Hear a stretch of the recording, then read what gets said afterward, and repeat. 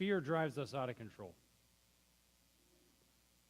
Fear drove Peter out of control. Fear, as this hostile crowd surrounds him in the darkness with their torches, with their weapons, with their lanterns. Fear that he is about to lose his best friend as they see them seize Jesus.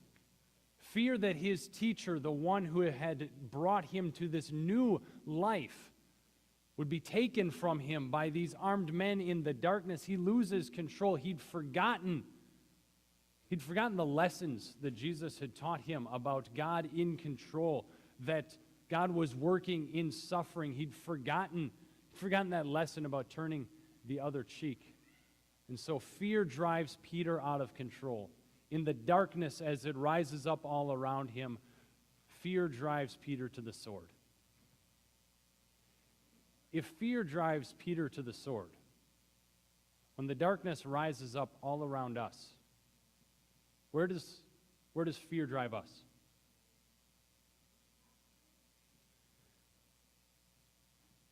Fear drove a man named Marv to the bottle. You see him night after night in the bar, closing the place down. You see him day after day coming out of the liquor store with another bottle. He was a really good employee. He's a well-respected coworker. Everybody was surprised when the company needed to tighten the budget that he, of all people, was among the first round of layoffs because he was so good to have around.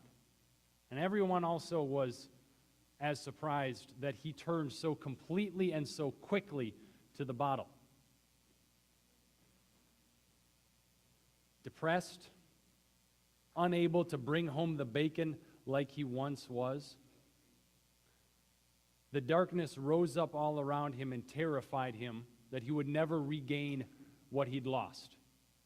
And so fear drove Marv to the bottle.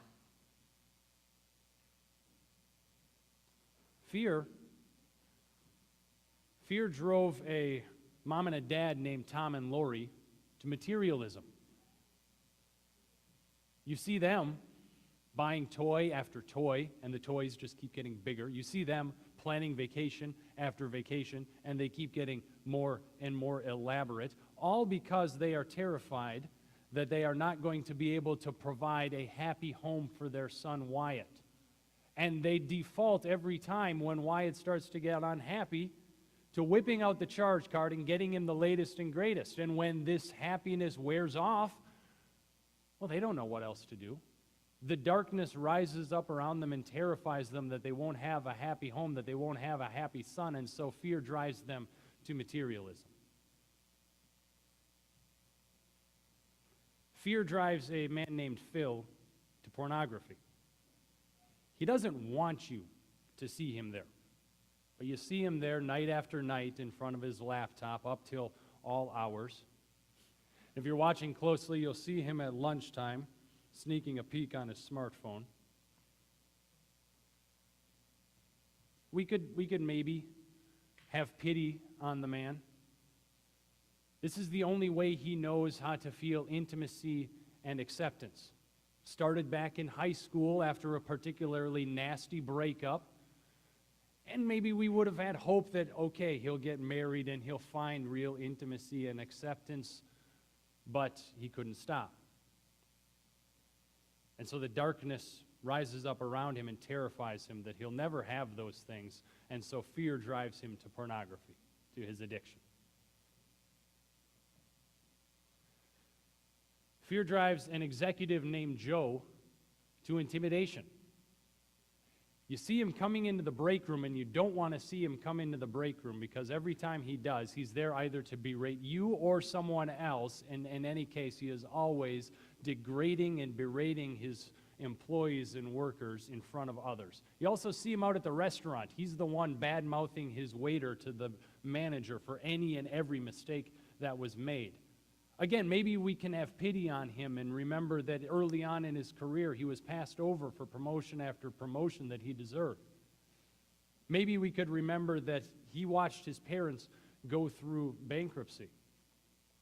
But every time he feels threatened or he feels disappointed, he resorts to intimidation tactics. The darkness rises up around him and terrifies him, and so fear drives Joe to intimidation. That's 4 things that fear drives us to. The stories could go on of how fear drives us out of control, but here's what they have all in common. We sin in our fear. And when we sin in our fear, we do damage to others. Peter cut off Malchus' ear. Marv could not be relied on by his wife. Tom and Lori spoil their son. Phil estranges his wife. And Joe crushes person after person after person. But as much as we lament how when we sin in our fear, we do damage to others, we're not doing ourselves any favors either when we go out of control, when fear drives us out of control. Marv's never going to find a productive life in the bottom of a bottle. And Tom and Lori are never going to have an enduringly happy home. And Phil's not going to find true intimacy and acceptance in pornography. And Joe is certainly not going to ever find that affirmation when he is constantly ripping others down. We sin in our fear. So what's the answer for when the darkness rises up around us and terrifies us? What's the answer to fear driving us out of control? The answer is standing there in Gethsemane. I want you to pay special attention to Jesus as he stands there in Gethsemane when everything else is going out of control around him, because Jesus in that moment shows how in control he is. Jesus is in control. We see him standing there, and the crowds that have come armed, ready to arrest him, he's not surprised to see them there. He's not happy about seeing them there, but he's not surprised to see them there. If we recall back a few weeks earlier in Galilee, Jesus had warned exactly this would happen, that he would be handed over into the hands of sinful men and suffer and be killed. But that 3 days later, he would rise again. He would live one more time. He would live forever.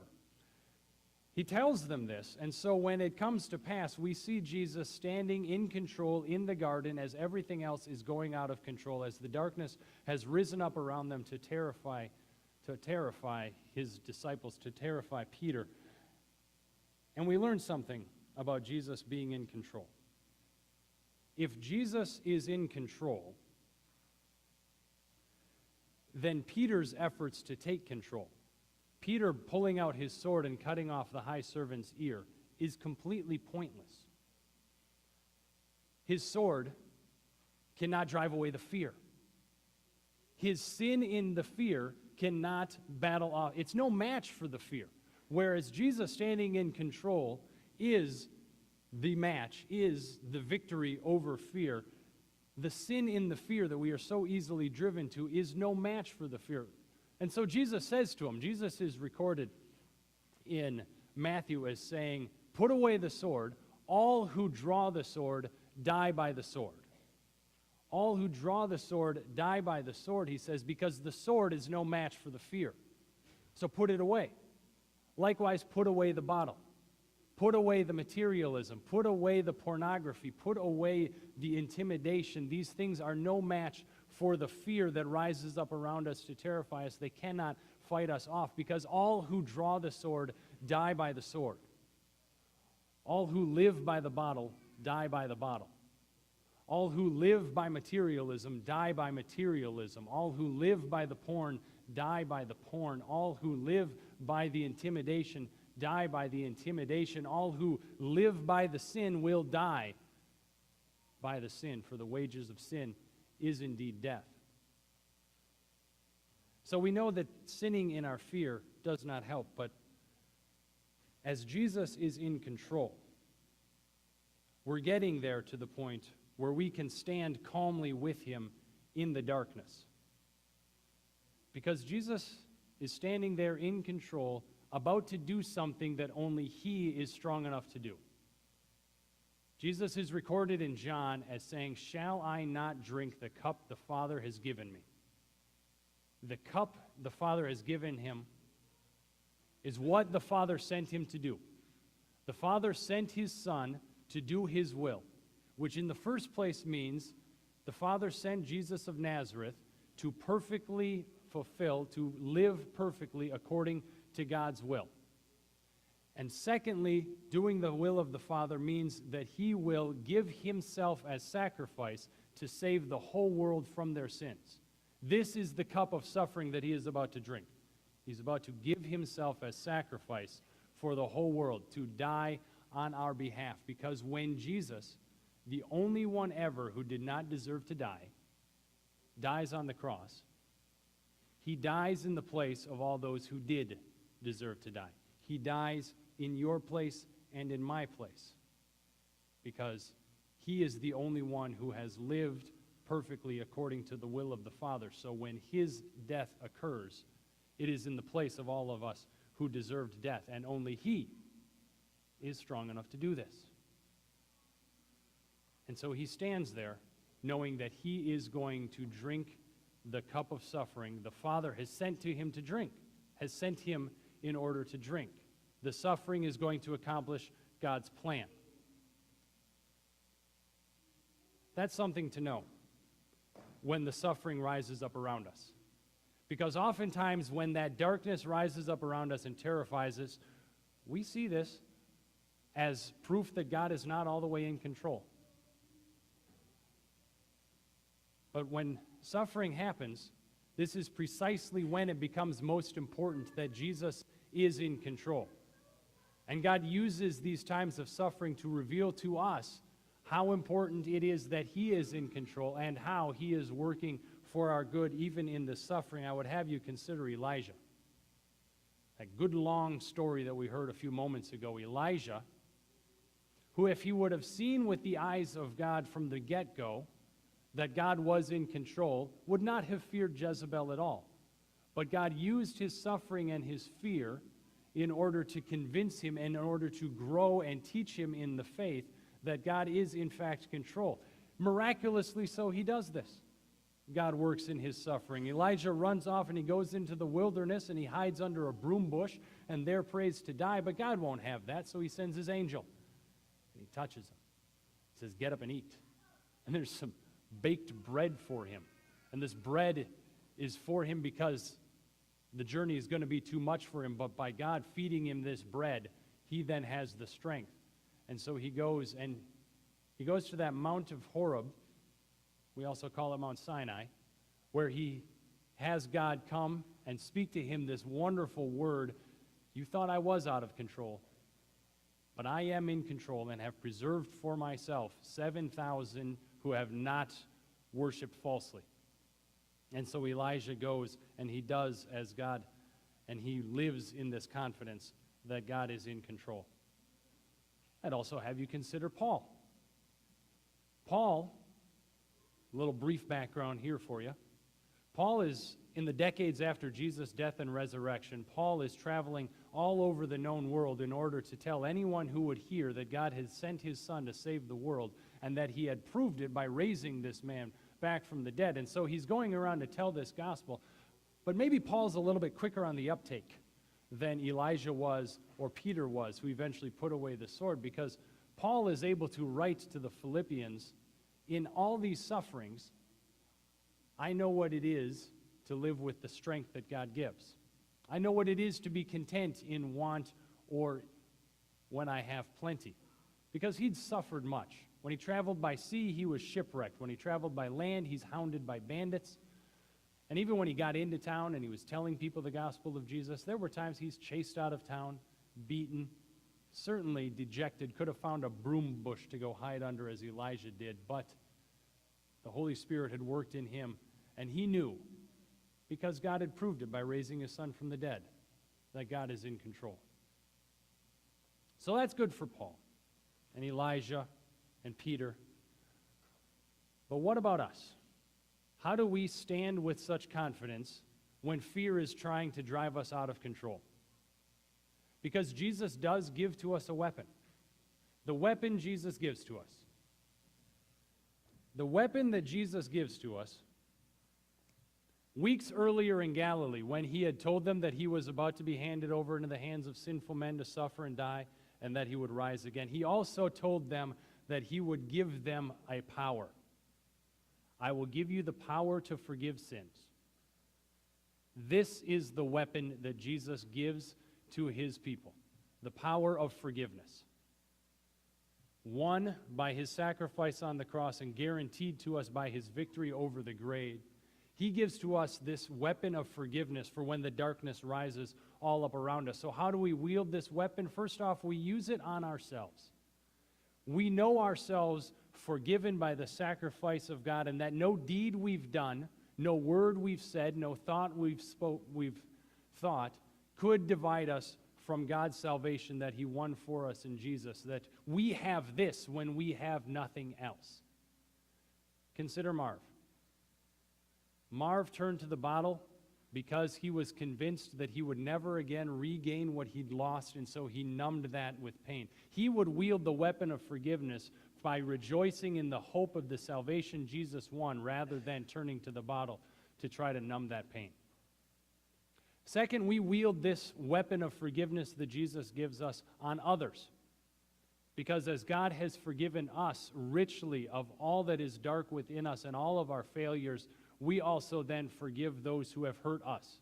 Because so much of our suffering does come from those who have hurt us. So consider Joe. Joe would wield the weapon of forgiveness by seeing these co-workers, by seeing these people who perhaps are threatening him. He would not see them as threats or as people that are bent on disappointing him, but rather he would see them with the eyes of the Lord, who sees sinners in need of forgiveness just as Joe is in need of forgiveness, who need that word of encouragement from their fellow Christians, not further intimidation. And we wield this weapon of forgiveness that Jesus gives us by being forgiven by others. For we ourselves have caused hurt and have broken and damaged relationships with those around us. And so I would have you consider Phil. Phil has estranged his wife, damaged his marriage, but he would wield forgiveness by repenting and turning away from the addiction, by repenting and turning away from that which is hurting his wife, and rejoicing together that Jesus restores us. Because this is what Jesus does. He restores us. In case you did not know, after Peter cut off Malchus' ear, Jesus picked it up off of the ground, and he repaired what was broken. He repaired the damage that Peter had done. This is our Jesus, the one who is in control when everyone else and everything else is out of control. This is most certainly true. Amen.